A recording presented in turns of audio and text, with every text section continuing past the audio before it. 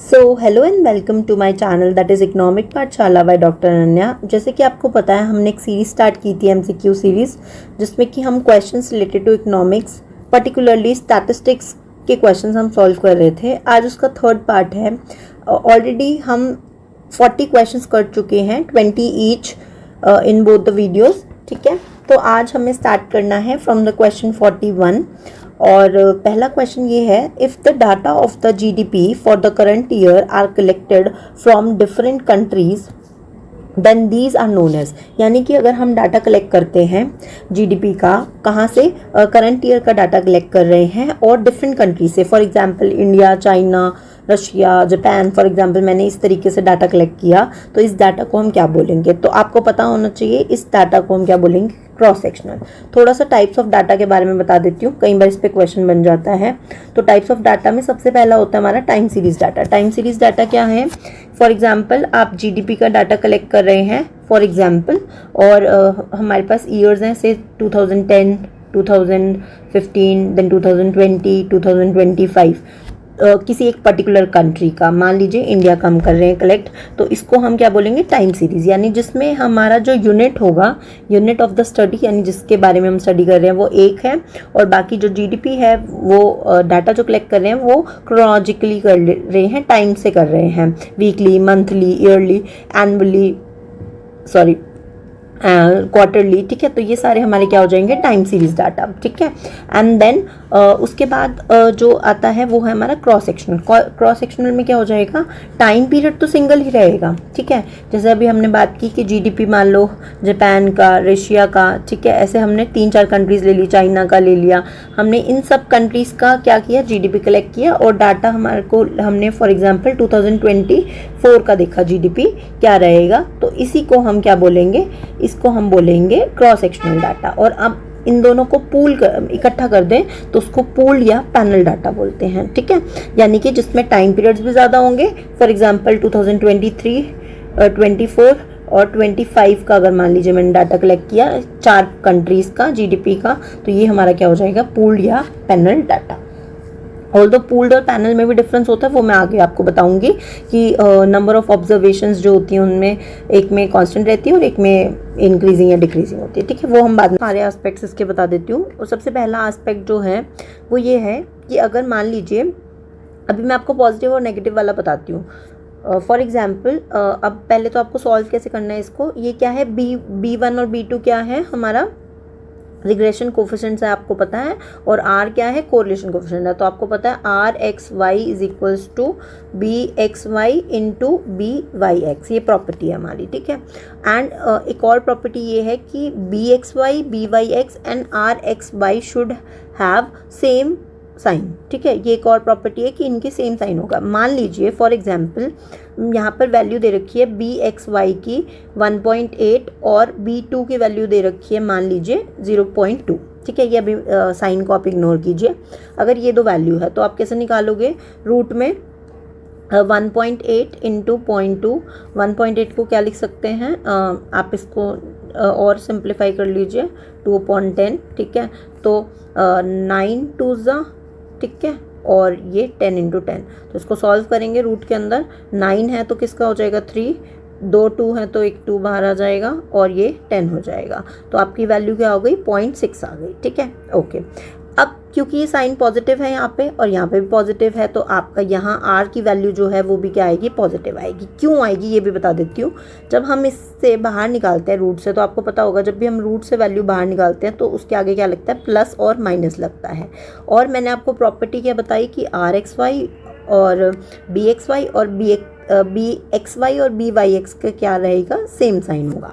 तो यहाँ पे अगर बी एक्स वाई पॉजिटिव है, बी वाई एक्स पॉजिटिव है, तो ऑब्वियसली आर की वैल्यू भी क्या होगी, पॉजिटिव होगी। अब अदर वे राउंड जो है अब इसको लेके चलते हैं। फॉर एग्जाम्पल अब आपके पास यहाँ पे हो गया -1.8, B2 हो गया -0.2। तो अब वो पूछ रहा है कि R की वैल्यू क्या होगी, तो ये माइनस माइनस बाहर आ जाएगा, ठीक है। तो ये माइनस माइनस आप सॉल्व करोगे, बाकी सब सेम होएगा। जब आप इसको सॉल्व करोगे, वैसे तो माइनस और माइनस कट जाता है आपको पता है, लेकिन जब R यहाँ से आप सॉल्व करोगे तो यहाँ पे प्लस भी है और माइनस भी है, तो हमें पता है कि साइन सेम होना चाहिए, तो आंसर क्या हो जाएगा, -0.6 हो जाएगा, ठीक है।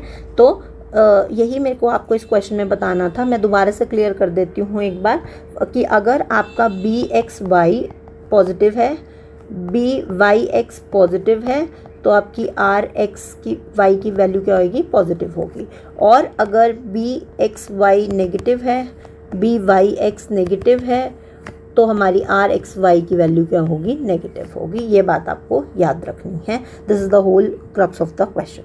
नेक्स्ट क्वेश्चन है which of the following can be studied from the Lorenz curve. Lorenz curve से हम क्या पढ़ते हैं, लॉरेंज कर्व हमें डिस्पर्जन बताता है। पहले भी हमारे पास एक क्वेश्चन आया था जिसमें हमने बात की थी कि लॉरेंज कर्व जो है वो हमें डिस्पर्जन बताते हैं। डिस्पर्जन का मतलब क्या होता है, द स्प्रेड, कि मीन वैल्यू से कितना दूर है उसको हम डिस्पर्जन कहते हैं, ठीक है। और लॉरेंज कर्व आपको पता है किसने दिया था, मैक्स और लॉरेंज ने दिया था इन 1905। ये भी आपको याद रखना, ये भी आपसे स्टैटिक फैक्ट में पूछ सकते हैं, तो ये भी आप याद रखना। दैट इज मैक्स और लॉरेंज ने 1905 में हमें क्या दिया था, Lorentz curve. Simple question. So moving further, ज़्यादा टाइम नहीं वेस्ट करेंगे। Next, coefficient of range. आपको पता है कोफिशिएंट ऑफ रेंज, रेंज यहाँ पे M1 और M0 क्या है, M1 is the maximum value and M0 is the minimum value, ठीक है। तो हम क्या करते हैं, हाईएस्ट माइनस लोएस्ट वैल्यू, है ना। और जब इसका कोफिशिएंट निकालना है रेंज का, तो हम क्या करते हैं, तो आपको पता होना चाहिए हम, अच्छा इसको याद कैसे रख सकते हैं, मेरे को कन्फ्यूजन होती थी तो मैंने इसको ऐसे याद रख लिया था कि प्लस माइनस होता है हमेशा मैथ्स में, लेकिन यहाँ पे फॉर्मूले में क्या है, माइनस और फिर प्लस है। तो ऊपर पहले माइनस वाली वैल्यू और फिर प्लस वाली वैल्यू। डिस्पर्जन में आप बहुत सारे फैक्ट पढ़ते हैं, मैं आपको थोड़ा सा बता देती हूँ कि डिस्पर्जन जब आप पढ़ते हैं तो डिस्पर्जन में हम एक तो पढ़ते हैं रेंज, ठीक है। रेंज हो गया highest minus lowest, quartile deviation हो गया, ठीक है। क्वार्टाइल डेविएशन के बाद मीन डेविएशन हो गया एंड देन स्टैंडर्ड डेविएशन हो गया, मीन डेविएशन और standard deviation, mean deviation and standard deviation, ठीक है। अब ये सारे तो हमारे क्या हो गए, एब्सोल्यूट वैल्यूज़ वाले हो गए। और जो रिलेटिव टर्म्स होते हैं इसी की, तो इन्हीं के आगे कोफिशिएंट लगा दो। कोफिशिएंट ऑफ रेंज लिखेंगे तो क्या हो जाएगा, कोफिशिएंट ऑफ रेंज हो जाएगा, तो वो क्या हो जाएगा, रिलेटिव टर्म हो जाएगा, ठीक है। Coefficient of quartile deviation, coefficient of mean deviation and coefficient of standard deviation और कोफिशिएंट ऑफ वेरिएशन, ये सारे हमारे किस में आते हैं, रिलेटिव पार्ट में। यानी ये एब्सोल्यूट होते हैं और ये क्या होते हैं, रिलेटिव होते हैं, ठीक है। तो ये आपको पता होना चाहिए। फिर फर्दर ये क्या होते हैं, जैसे जैसे हम टॉपिक पढ़ेंगे, इसमें जो सबसे इम्पॉर्टेंट है इस टॉपिक में, जिस पे मोस्टली क्वेश्चंस बनते हैं, वो हमारे एक क्वार्टाइल डेविएशन में बन जाते हैं और एक जो मैक्सिमम इम्पॉर्टेंट है वो है आपका स्टैंडर्ड डेविएशन और जो कोफिशिएंट ऑफ वेरिएशन, जिसका क्वेश्चन हमने लास्ट क्लास में भी किया था। Next, moving further, Bowley coefficient of skewness. Skewness आपको बताया था कि कोई फिगर जो है वो स्क्यूड है या नहीं, ठीक है। उसके लिए बहुत सारे फॉर्मूलाज हैं, जिसमें से वन ऑफ द फॉर्मूला है बाउले का। तो बाउले का आपको याद रखना है, ये क्वार्टाइल्स की बात करता है बाउले। Q3 + Q1 - 2m, m क्या है, मीडियन, अपॉन Q3 - Q1, ये फॉर्मूला है। पहले दोनों को ऐड करना है, यहाँ पे माइनस करना है और फिर नीचे इन दोनों को माइनस करना है। फॉर्मूलाज को अगर आप एक बार अच्छे से याद कर लेते हैं देन वो कभी आपको नहीं भूलेंगे, बस आपको साइंस का ध्यान रखना होता है। तो इसका आंसर क्या हो जाएगा, Q3 + Q1 - 2m, B हो जाएगा इसका आंसर। Next, the null hypothesis and the alternative hypothesis. Again a very important question, बहुत मोस्टली स्टैट्स के पेपर्स में ये बनता है, हमारे इकोनॉमिक्स के पेपर में। Null hypothesis and alternate hypothesis किससे शो करते हैं, तो नल हाइपोथेसिस हम सबको पता है, नल हाइपोथेसिस हम किससे शो करते हैं, H0 से, और ऑल्टरनेट किससे करते हैं, HA से। तो नल हाइपोथेसिस और ऑल्टरनेटिव और हाइपोथेसिस होता क्या है, थोड़ा सा बता देती हूँ। ये नीचे मेरे नोट्स की कॉपी लगा रखी है मैंने, ताकि आपको समझने में इजी हो जाए। हाइपोथेसिस क्या होती है? हाइपोथेसिस कोई भी स्टेटमेंट या अजम्पशन होती है जो कि हम मान के चलते हैं, ठीक है, जब हमें कोई सैम्पल टेस्ट करना होता है उससे पहले। फॉर एग्जांपल मान लीजिए मैंने कहा कि हमारी कंट्री है, उसका पर कैपिटा इनकम 5,000 है, ये मुझे टेस्ट करना है, ठीक है। ये एक स्टेटमेंट है जो कि मुझे टेस्ट करनी है कि क्या ये बात सच है या नहीं है, ठीक है। अब इसको सच है या नहीं, इसको ऑब्वियसली हम कुछ स्टैटिस्टिकल टूल्स हैं उनसे देखेंगे। तो नल हाइपोथेसिस क्या होता है? नल हाइपोथेसिस बोलता है कि जो आप बात बोल रहे हो, यानी कि जो मैंने बात बोली, यानी कि per capita of income of India जो है वो 5,000 रुपये है, ये बात बिल्कुल सच है, ठीक है। तो नल हाइपोथेसिस क्या कहता है? Represents the idea that there is no difference between the true value and the value we hypothesized. Hypothesize मतलब जो हमने मान ली, जो हमने सोच ली, ठीक है। तो उन दोनों के बीच में कोई भी डिफरेंस नहीं है। पर कैपिटा इनकम जो है वो 5,000 ही है, जिसको हम H0 से डिनोट करते हैं, ठीक है। अब ऑल्टरनेट हाइपोथेसिस क्या होता है? उसका काउंटर प्रपोजिशन। काउंटर मतलब जो आपने बात बोली है उससे अलग, यानी कि per capita income of India जब मैं टेस्ट करूंगी, मान लीजिए मैंने पूरा डाटा इकट्ठा किया, उसके बाद कुछ रिजल्ट्स आए, उससे मुझे पता चलेगा कि हो सकता है कि हमारी पर कैपिटा इनकम हो सकता है कि वो वैल्यू 5,000 हो, यानी कि जब हमने पर कैपिटा इनकम टेस्ट की इंडिया की, तो हो सकता है वो 5,000 रुपये हो, और हो सकता है वो 5,000 रुपये ना हो, उससे ज़्यादा ना हो का क्या हो सकता है? देखो नॉट 5,000, तो नॉट 5,000 का हो सकता है या तो ग्रेटर देन 5,000 या फिर लेस देन 5,000, ठीक है। तो आपको ये बात याद रखनी है। और ऑल्टरनेट को हम किससे रिप्रेजेंट करते हैं? HA या फिर H1 से। HA या फिर H1 से हम इसको डिनोट करते हैं। आई होप आपको हाइपोथेसिस क्या होता है ये समझ में आ गया होगा, और नल और ऑल्टरनेट हाइपोथेसिस भी समझ में आ गए होंगे। नेक्स्ट है मोड की वैल्यू निकालनी, अगर मीन और मीडियन हमें दे रखा है। देखो ये क्वेश्चन भी अगेन बहुत ज़्यादा रिपीटेड क्वेश्चन है, ठीक है। रिपीटेड है तो ऑब्वियसली इंपॉर्टेंट भी है, बहुत सारे एग्जाम्स में पूछा जाता है, तो इसके लिए आपको फॉर्मूला याद होना चाहिए। देखो ये अगर आपने वो सीरीज़ देखी थी मेरी जिसमें मैंने आपको स्टैट्स के क्वेश्चंस करवाए थे निमोनिक टेक्निक से, तो उसमें मैंने बताया था, फिर से बता देती हूँ जिसने नहीं देखा। Mode is equals to 3 median minus 2 mean. अब कई बार क्या होता है, हमें ये कन्फ्यूजन हो जाती है, नंबर्स भी याद रह जाते हैं, 3 और 2 है, उल्टी गिनती है, पर हमें ये नहीं याद रहता कि मीडियन किसके साथ आएगा, मीन किसके साथ आएंगे। तो ज़्यादा नंबर ऑफ लेटर्स किस में है? 1 2 3 4 5 6, 1 2 3 4, ठीक है। तो 6 इसमें है, 4 इसमें है, तो ऑब्वियसली जो 6 ज़्यादा वाला है उसके साथ आगे 3 आएगा, और जो कम वाला है उसमें 4 आएगा, ठीक है। तो इस तरीके से आपको याद रखना है। तो इसी फॉर्मूला को यूज़ करते हुए आपको क्या करना है, इस क्वेश्चन को सॉल्व करना है, सिंपल। तो अगर आपको मोड निकालना है तो आपको क्या करना है, 3 इंटू मीडियन की वैल्यू 16.8 है, पुट कीजिए, माइनस 2 मीन क्या है 12, ठीक है। नीचे सॉल्व किया हुआ है, इसको आप देख सकते हैं, आंसर आ जाएगा 26.4। नेक्स्ट है this formula of index. Index ये किसका फॉर्मूला है? पहली बात तो आपको इंडेक्स बनाना आना चाहिए। ये क्या है? प्राइस इंडेक्स है। तो हम वेट किसको देंगे? वेट मैंने आपको बताया था, हम क्वांटिटी को वेट देते हैं, ठीक है। अच्छा, अगर कोई भी प्राइस इंडेक्स है तो वेट किसको देना है? क्वांटिटी को देना है, ठीक है।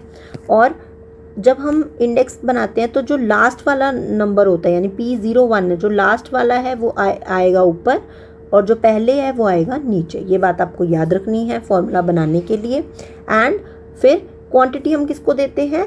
या तो हम करंट ईयर की क्वांटिटी को बेस दे सकते हैं या फिर बेस ईयर की, ठीक है। तो करंट की देंगे तो कैसे हो जाएगा? ऐसे हो जाएगा फॉर्मूला। और अगर बेस की देते हैं तो कैसे हो जाएगा? ऐसे हो जाएगा फॉर्मूला। ये बेस है, ये करंट है, ठीक है। 0 जो होता है वो बेस को डिनोट करता है, 1 जो है वो करंट को डिनोट करता है। तो ये हमारा किसका फॉर्मूला बन गया? आप सबको पता है, ये जो लास्ट पेयर होता है वो बेस को देता है वेटेज, और जो पास्ट पेयर है वो करंट को देता है। तो ये क्या हो गया हमारा लास्ट पेयर्स, और ये क्या हो गया हमारा पास्ट पेयर, ठीक है। तो अब आप यही पूछ रहे हैं आपसे, ये किसका फॉर्मूला है? तो देखो बेस ईयर क्या है? Q0, तो ये हमारा किसका हो गया? लास्ट पेयर का, ठीक है, सिंपल, ओके। और इससे दूसरा वाला क्या है? पास्ट का हो जाएगा, ठीक है। ये पूछता तो ये हो जाएगा पास्ट का, ओके। नेक्स्ट क्वेश्चन है काई स्क्वायर की इक्वेशन। ये भी बहुत बार पूछा गया क्वेश्चन। काई स्क्वायर की इक्वेशन क्या होती है? काई स्क्वायर की इक्वेशन है दैट इज, ये मैंने आपको कल भी बताया था, ये फॉर्मूला ज़्यादा बार नहीं पूछा गया है, पर स्टिल आप ध्यान रखना, FOE, ठीक है, square upon summation f e. F o मतलब ऑब्जर्व फ्रिक्वेंसी और f e is the expected frequency. ठीक है, तो ओ ई ई ऐसे याद रखना, ओ ई ई। ठीक है, ओके। यहाँ से एक और क्वेश्चन बनेगा, इसी से ही फॉर्मूला आप याद रखना, मैं दोबारा आपसे एक क्वेश्चन पूछूंगी फॉर्मूले वाला। नेक्स्ट है world econometrics, again static question है, आपको याद रखना है कि पहली बार इकोनोमेट्रिक्स टर्म जो है वो किसने दी थी, तो इसका आंसर आएगा रैगनर फ्रिश। रैगनर फ्रिश ने दी थी। ठीक है, पहली बार किसने दी थी, रैगनर फ्रिश। नेक्स्ट है मीडियन। मीडियन एक कैसा एवरेज है, तो आपको पता है एवरेजेस हमारे पास दो तरीके के होते हैं, प्लीज़ इग्नोर। एवरेजेस हमारे पास दो तरीके के होते हैं, एक होते हैं पोजिशनल एवरेज और एक होते हैं मैथमेटिकल एवरेज। तो पोजिशनल और दूसरा है मैथमेटिकल।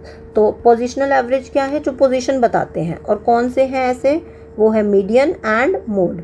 ठीक है, जो पोजीशन को बताते हैं। और जो हमारे मैथमेटिकल एवरेजेस हैं वो कौन से हैं, सबको पता है, बता दो, arithmetic mean, harmonic mean and geometric mean. ठीक है, ये आपको याद रखनी है। ठीक है, सो मीडियन एक कैसा है, पोजिशनल एवरेज है। क्यों, क्योंकि वो पोजीशन बताता है कि मीडियन से ऊपर जितनी वैल्यूज़ हैं वो इक्वल होंगी और उससे नीचे जितनी वैल्यूज़ हैं वो सब क्या होंगी, बराबर होंगी। नेक्स्ट है when the difference of mean and mode is zero, तो कर्व कैसा होगा, आपको पता है, जब जो हमारा सिमेट्रिकल कर्व होता है, जो हमारा सिमेट्रिकल कर्व होता है वो, उसमें क्या होता है, मीन, मीडियन और मोड इक्वल होता है। तो उसने क्या बोला है, the difference between mean and mode कैसा होगा, जब दोनों इक्वल हैं तो क्या होगा, उसका डिफरेंस कैसे हो जाएगा, ज़ीरो हो जाएगा। और इसी को हम क्या कहते हैं, इसी को बोलते हैं परफेक्टली सिमेट्रिकल कर्व। ठीक है, नेक्स्ट, अब ये क्वेश्चन बहुत बार पूछा जाएगा दो तीन तरीके से, तो सारे तरीके आपको यही बता देती हूँ। इसमें से कौन सा इंडेक्स है जो टाइम रिवर्सल और फैक्टर रिवर्सल को सेटिस्फाई करता है, तो टाइम रिवर्सल और फैक्टर रिवर्सल को सेटिस्फाई करता है वो है फिशर इंडेक्स। या फिर आपसे पूछे कि आइडल इंडेक्स कौन सा है, तो भी इसका आंसर क्या होगा, फिशर इंडेक्स। अगर आपसे पूछे कि ऐसा कौन सा इंडेक्स है जो कि लैस्पियर और पाश्चे के ज्योमेट्रिक मीन से बना है, तो भी इसका आंसर क्या होगा, फिशर इंडेक्स होगा। ठीक है, तो दोनों तीनों मैंने आपको बता दिए।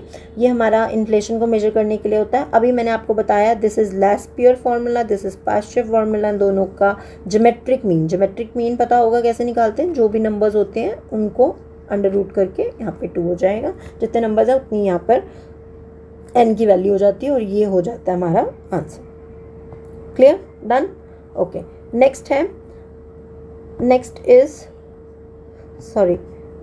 नेक्स्ट आपका आ जाता है what will be the geometric mean. Next question यही आ गया, ज्योमेट्रिक मीन का ही अभी हम बात कर रहे थे। तो ज्योमेट्रिक मीन क्या होगा, दो नंबर्स का, 8 और 18 का, 8 और 18 का ज्योमेट्रिक मीन। अगर 2 हैं तो स्क्वायर रूट हो जाएगा, 3 है तो क्यूब रूट हो जाएगा। ठीक है, मैक्सिमम आपका क्यूब रूट तक आता है क्वेश्चन। तो अब हमें क्या करना है, ऐसे फैक्टर्स तोड़ने हैं कि वो 2-2 के पेयर्स में बाहर आ जाए। सबको पता ही होगा आई गेस ये। तो 2 × 2 × 2, और ये क्या हो जाएगा 2 × 9। 2 × 9 को हम क्या लिख सकते हैं, 9 को हम लिख सकते हैं 2 × 3 × 3। ठीक है, अब देख लो कितने पेयर्स बन गए, 2 का एक पेयर बन गया, ये 2 का बन गया और ये 3 का। 3 दूनी 6 दूनी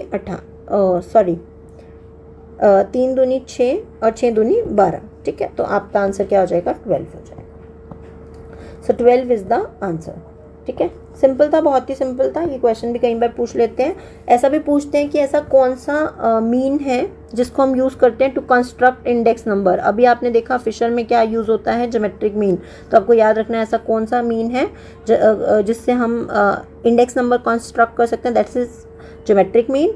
अगर ज्योमेट्रिक मीन में एक वैल्यू 0 हो गई तो पूरी वैल्यू क्या हो जाएगी, 0 हो जाएगी। यानी कि अगर मान लो 0 है, 0 × 1 × 2 इस तरीके से है, तो आपका ओवरऑल क्या हो जाएगा, 0 हो जाएगा ज्योमेट्रिक मीन। तो ये बात आपको याद रखनी है। ठीक है, कुछ इंपॉर्टेंट फीचर्स है जिस पे कई बार क्वेश्चन पूछता है। ये वाला तो कई बार पूछा गया है कि ऐसा कौन सा मीन है जो कि यूज़ होता है टू कंस्ट्रक्ट इंडेक्स नंबर्स। ठीक है, ये बात याद रखना।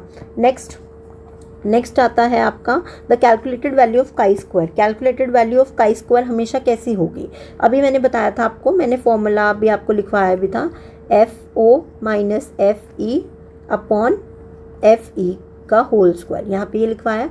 तो जो भी स्क्वायर टर्म है, आपको पता है स्क्वायर के अंदर वाली टर्म हमेशा कैसी होती है, पॉजिटिव होती है, इसलिए इसका आंसर क्या होगा, ऑलवेज पॉजिटिव। ये बात भी आप याद रखना।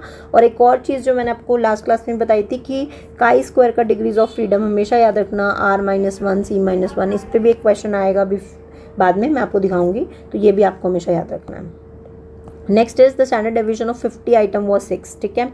अब ये क्वेश्चन आ गया related to change of origin and change of scale, वो बता देती हूँ। पहले देखिए स्टैंडर्ड डेविएशन, तो स्टैंडर्ड डेविएशन हमारा क्या है, स्टैंडर्ड डेविएशन 50 आइटम्स का 6 है। अगर हर आइटम को हम 5 से बढ़ा दें तो न्यू वैल्यू क्या होगी। तो अगर हम कोई भी चीज़ ऐड या माइनस करते हैं तो इसको हम बोलते हैं चेंज ऑफ ओरिजिन, ठीक है। अगर कोई भी सीरीज़ है उसमें अगर हम ऐड या माइनस कर रहे हैं तो चेंज ऑफ ओरिजिन।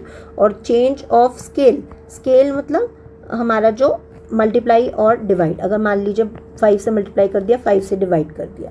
तो आपको एक बात याद रखनी है कि स्टैंडर्ड डेविएशन किसका पार्ट है, मैंने अभी बताया था मेजर ऑफ डिस्पर्जन का। तो डिस्पर्जन में जितने भी आएंगे मतलब चाहे रेंज हो, चाहे क्वार्टाइल डेविएशन हो, मीन डेविएशन हो, स्टैंडर्ड डेविएशन हो, इनका अगर चेंज ऑफ ओरिजिन किया जाता है तो कोई भी इम्पैक्ट नहीं आता है, यानी कि सीरीज एज इट इज़ रहती है। लेकिन अगर चेंज ऑफ स्केल होता है तो क्या होगा, उतने से ही चेंज हो जाएगा। अगर मान लीजिए मल्टीप्लाई बाय 5 किया तो सीरीज़ का जो आंसर है वो भी 5 से मल्टीप्लाई हो जाएगा, और अगर डिवाइड किया बाय 5 तो जो भी आंसर आएगा वो भी 5 से डिवाइड हो जाएगा।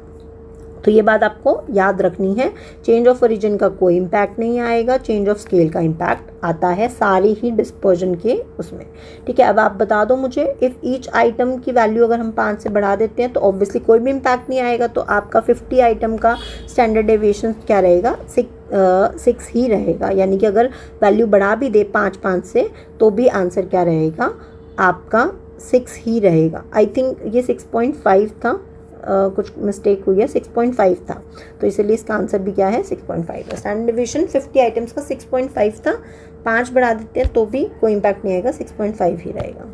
Next 57, the value which divides the distribution data into 4 equal parts. ऐसा कौन सा डिस्ट्रीब्यूशन है जो डाटा को 4 इक्वल पार्ट्स में डिवाइड करता है, आप सबको पता है, इट इज़ क्वार्टाइल, ठीक है। Q1, Q2 and Q3, done, okay.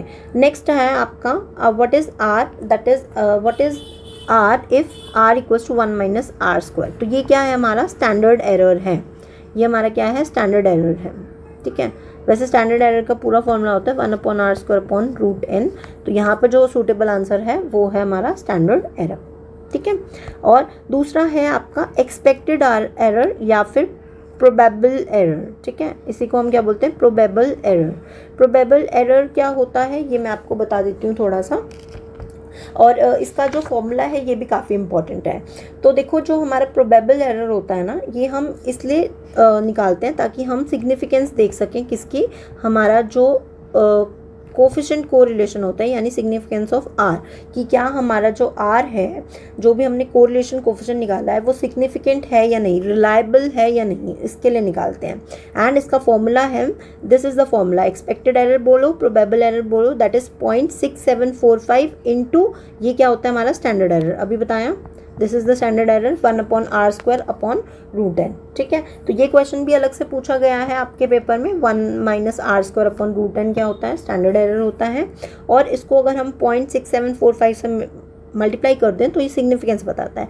Y 0.6745 and not कोई अदर नंबर, तो आंसर इज क्योंकि r प्लस जो हमारा 0.6745 है इंटू स्टैंडर्ड एरर जो होता है वो कवर करता है हमारा 50% ऑफ द टोटल डिस्ट्रीब्यूशन, ठीक है। टोटल डिस्ट्रीब्यूशन का 50% एरिया जो है वो कवर करता है, इसलिए हमने इसकी वैल्यू क्या ले रखी है, 0.6745, ठीक है, ओके।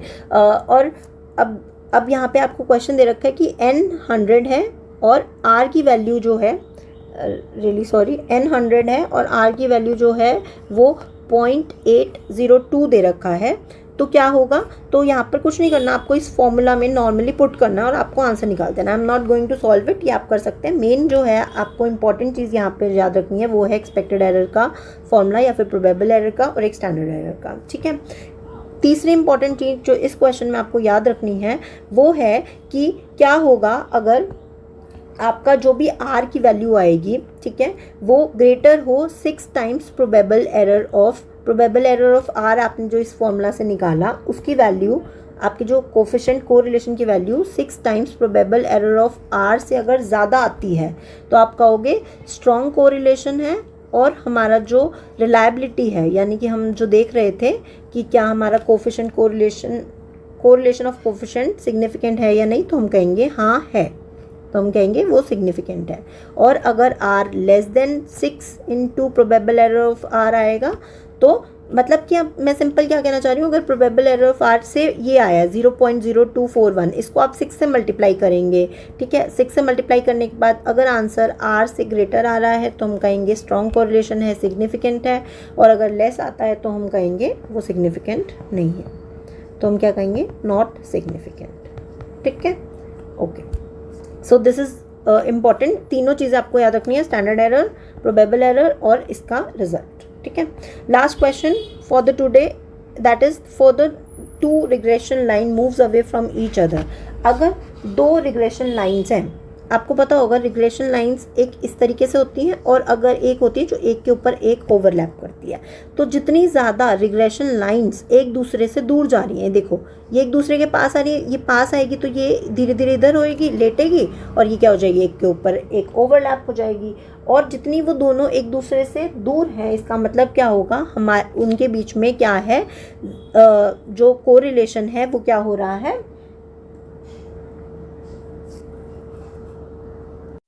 तो उतना ही हमारा जो होगा वो डिक्रीज होगा। इसका आंसर आएगा नॉट इंक्रीज, इसका आंसर आएगा डिक्रीज, इसको ट्रैक कर लीजिएगा, ये सी आएगा, ठीक है।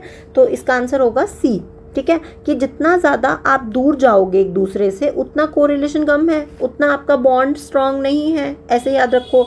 और जितना वो एक दूसरे के ऊपर ओवरलैप करेगा, दोनों एक दूसरे के साथ हैं, उतना ज़्यादा कोरिलेशन आपका स्ट्रांग है, ठीक है। जितना साथ रहते हो उतना बॉन्ड भी स्ट्रांग होता है, ऐसे उनका कोरिलेशन भी स्ट्रांग है। इस तरीके से आपको याद रखना है। This is all about today's question. I hope आपको सारे समझ में आ गए होंगे। इन केस अगर आपको कोई भी क्वेश्चन समझ नहीं आता है, you can write me in the comment box. मैं नेक्स्ट क्लास में आपको वो दोबारा से एक्सप्लेन करने की कोशिश करूँगी। एंड अगर आपको ये वीडियोस पसंद आती हैं then do like, share and subscribe to my channel, and please उनके साथ शेयर करें जिनको जेन्युइनली इसकी नीड है। So thank you.